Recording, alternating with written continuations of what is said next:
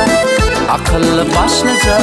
Yarım var menin aydan oğudun. O kara taşlıca, akıllı başlıca. Yarım var menin aydan oğudun.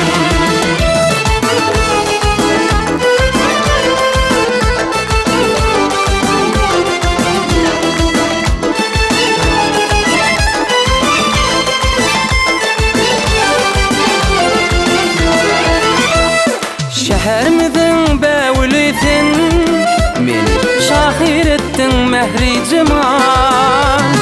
Birenenin yeke oğlu men, rehim eyle mehri cemal. Birenenin yeke oğlu men, rehim eyle mehri cemal. O kara taşlıca, akıllı başlıca. Yarım var menin aydan oğudun. O kara taşlıca, akıllı başlıca. Yarım var menin aydan oğudun.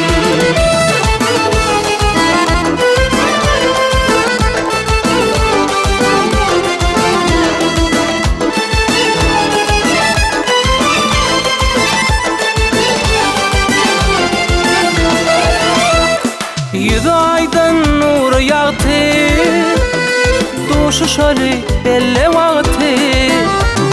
Seni gülüm taptım bağıtı, rehim eyle mehri cemal. Birenenin yeke oğlu men, rehim eyle mehri cemal. O kara taşlıca, akıllı başlıca. Yarım var menin aydan oğudun.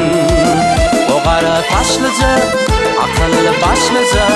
Yarım var menin aydan oğudun.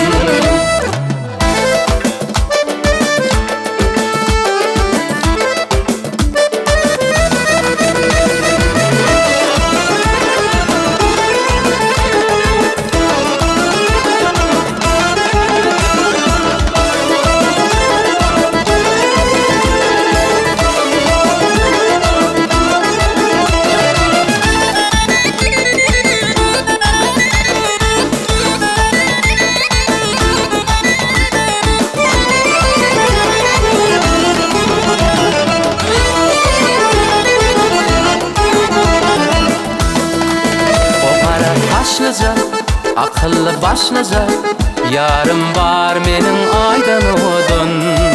O kara taşlıca, akıllı başlıca. Yarım var menin aydan oğudun.